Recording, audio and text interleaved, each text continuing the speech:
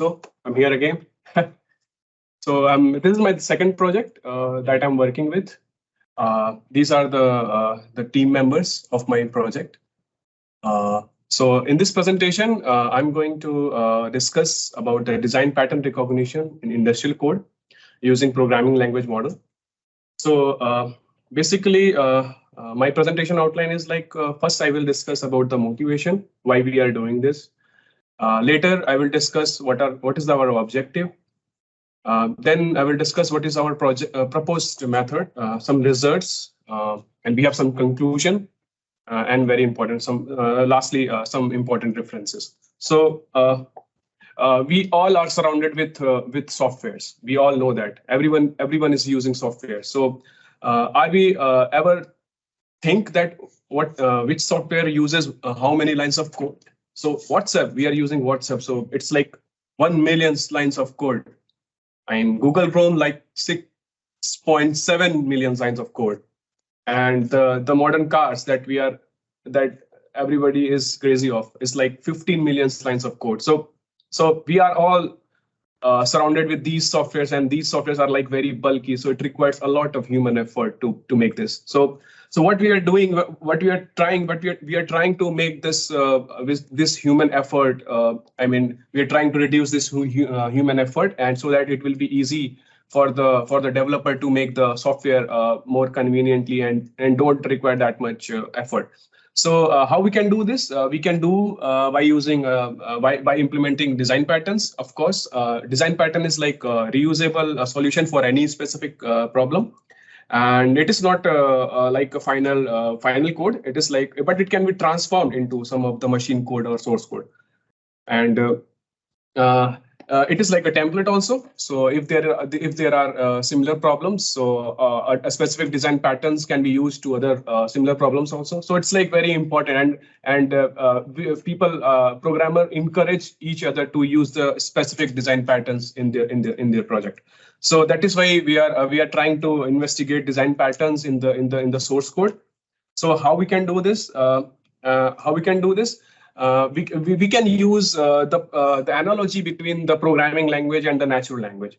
And we all know that the programming language is like a mathematical model of the natural language. And the programming language, the natural language model have different granularities. Similarly, the programming language model also have different granularities. For example, the variables, they have expressions, they have methods, they have a lot of similar things. So, and one more important things, the sixth one, the naturalness hypothesis.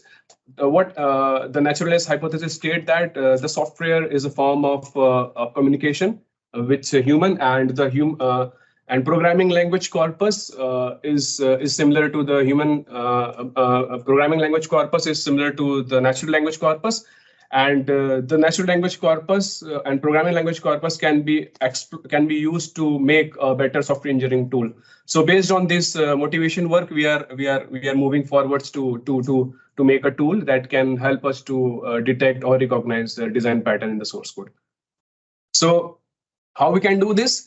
As Miroslaw already stated about the vector embeddings in the n-dimensional space. So for the background information, if integer and character are like similar words in the programming language terminology, so we know that the embeddings of the integer and character could be close to each other, and there will be very less difference between these two words. So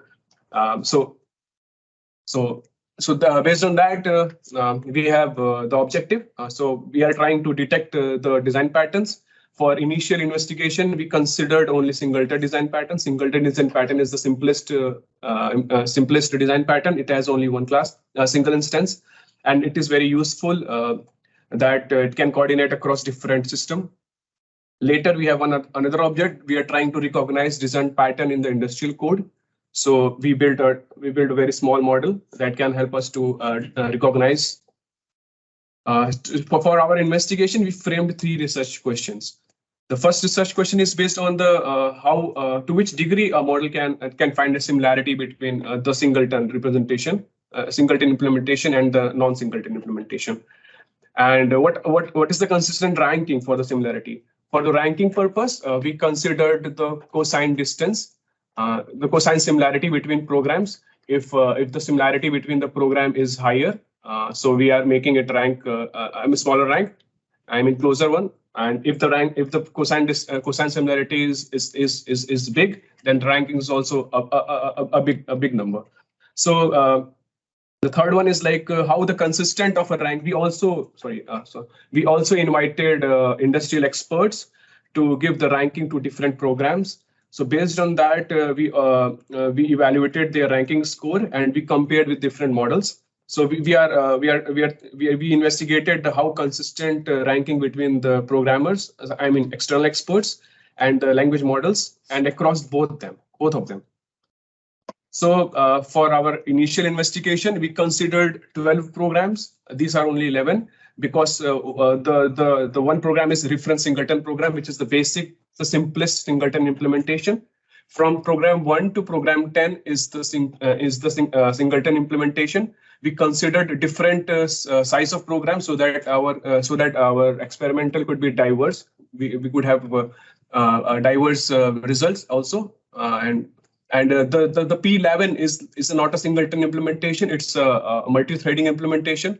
So we considered these 11 with one reference singleton program in our experiment. So we considered 4 different programming language models. So Transcoder is one of the Facebook-based programming language model. OpenAI Codex, already discussed by the Miroslaw. Akora is also a BERT-based programming language model. Apart from that, we have also selected one machine learning-based model, machine learning-based model, which is a CCFlex model. And all these models perform a process pipeline, extraction, functional extraction, tokenization, binarization, and embedding extraction. So this is huge. So this diagram is like a process pipeline. The top one is for the BERT-based model, the transcoder, the codex, and the Akora. The below one is for the CCFlex machine learning model. And what we are doing, we are giving source code input to the model, and model have extract the functions from it, tokenize it, and they have different blocks, transformer blocks. So those transformer blocks binarize those programs, and finally we are extracting embeddings from the encoder block. Similarly, for the CCFlex, we are also extracting embeddings from the feature extraction block. So this is our reference singleton program. This is the simplest singleton implementation program in C++. So we have already discussed. I don't think so. I need to explain functional extraction, just a method. Okay, so by what programming language model do? It's just to extract the function and just give the tokens to individual entities. So this is the tokenization implementation of our reference singleton program. Later, the binarization, the transformer blocks binarize all the tokens. So this is the binarized value, the embedding value of our reference singleton program. Okay, so this is the PCA visualization of our results. We can see that the 4 different PCA diagram. The top one is for transcoder, CCFlex, Akora, and Codex. As we can see that the red one is our reference singleton program. The green dots are like our singleton implementation program, but the P11 is our non-singleton implementation program. So based on these four PCA visualization, we can say that only CCFlex has the group. I mean, it makes a small cluster with singleton implementation. Similarly, but the transcoder is like farthest one because the P11, which is a not singleton program, but it is close to the singleton one. So we are getting different results from different programs. So this is our conclusion from this PCA visualization.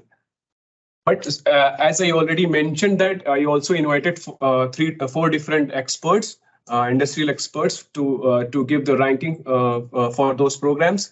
So as we can see that they have their observation they only if the program size is less, they have good results. For example, program P2 is not so program, so they give the ranking. I mean, this table also illustrate that they have the different observation, and they have their results are contradicting with each other. So it only indicates that identifying design pattern is not an easy task for any experienced architect also.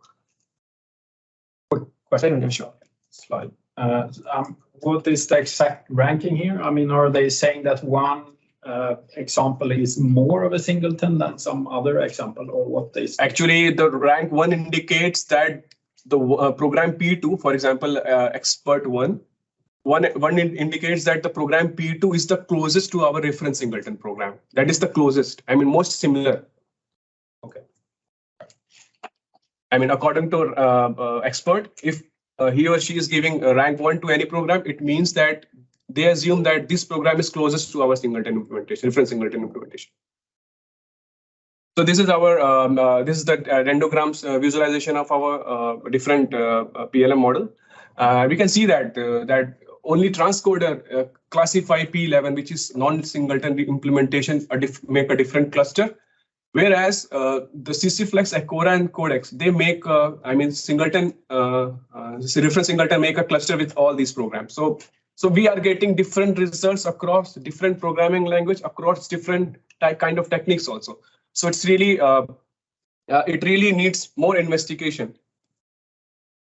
So based on that, we selected one. So we know that we need to train a model that can help us to identify a design pattern recognition. So this is the class. This is the simplest design pattern recognition workflow. The phase 1 indicates that the design pattern implementation, how designers select specific design to make a function based on different design pool. They implement that, and in the second phase, design pattern recognition, we are trying to train a model based on different labels, and the trained model can help to recognize the design pattern in the source code. So this is our objective. So we conducted few experiments, and this is the pipeline. This is the graphical abstract of our work, in which we can see that we named this as a trans DPR. Why trans DPR? Because we use the transcoder as our base model. On top of that, we added a neural network. So we extracted the embedding from the transcoder of our known programs. We fed them in the neural network. Then we got the train model, and we have some industrial code of an OEM code, and we tested on that OEM code also. And we also invited original authors of those codes to give us the feedback. So we actually used two different develop model of the OEM, and we asked their developers to give the original feedback of our prediction results.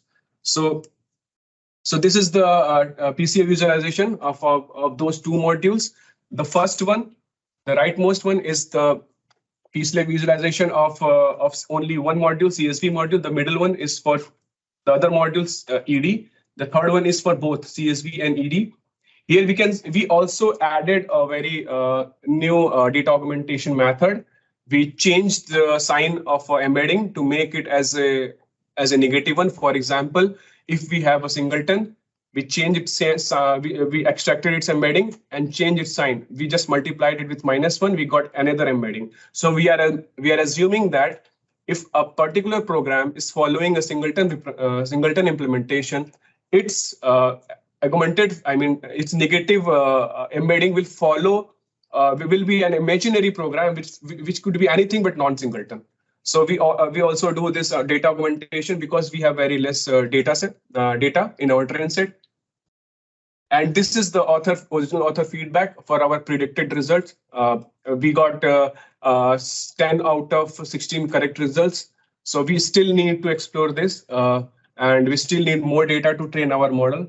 And so in future, we are what conclusion we drawn from here? There is based on our both these work that there is a discrepancy between the programs of 4 models.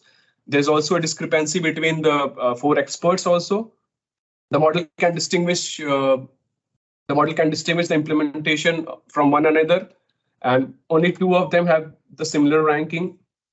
And we also achieve around 80% accuracy from our trans GPR model, and 10 out of 16 industrial code are correctly predicted by trans GPR. And we know that we have only very small data set because it is very difficult to get the labeled design pattern labeled programs from the website, from the Google also.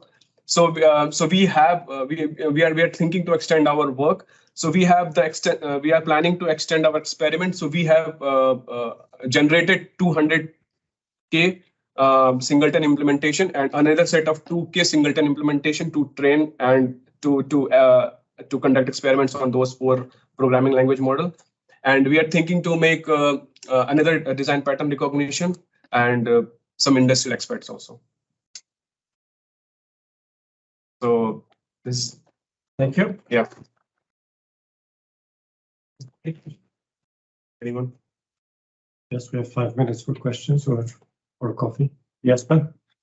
Just a short, if you did look at, or maybe it's a suggestion to look at it, is to switch from cosine distance to Euclidean distance instead.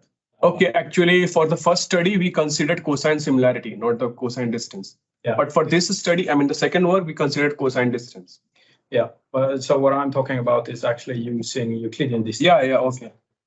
And the reason for that is that for a lot of other generative papers for generating code, they found that Euclidean distance is somewhat better at generating code since it's a formal language. So having co-occurrence metrics or rather similarity is more important in formal languages than in natural language. So king and emperor are not the same thing in a formal language. They are very distinctly different. So Euclidean distance is somewhat better measurement in those cases. Okay. Thank you so much for this suggestion. I will consider this in our experiments. Thank you. That is true. But in this experiment, actually, we did not use the distance. I used the distance, but in this experiment, we used actually neural network. So we fed embeddings to the neural network and we trained it to recognize singleton versus non-singleton. Mm-hmm. Yeah, but I guess that's true. We could do that as well. Yeah, but I guess in terms of looking at the differences between the non-singleton and the singleton cases, that distance could be Euclidean distance. Should be. Yes. Yeah. Yes. Initially, we are also thinking to consider Euclidean distance, but it's a matter of thought. I mean, cosine similarity is usually what's used for natural language, so it is the natural choice. But for whatever reason, Euclidean distance sometimes seems to work better for code. Oh, thank you so much for your suggestion. Good. Other questions, comments? No? Then thank you, Sushant, and that concludes the session. Thank you. Thank you.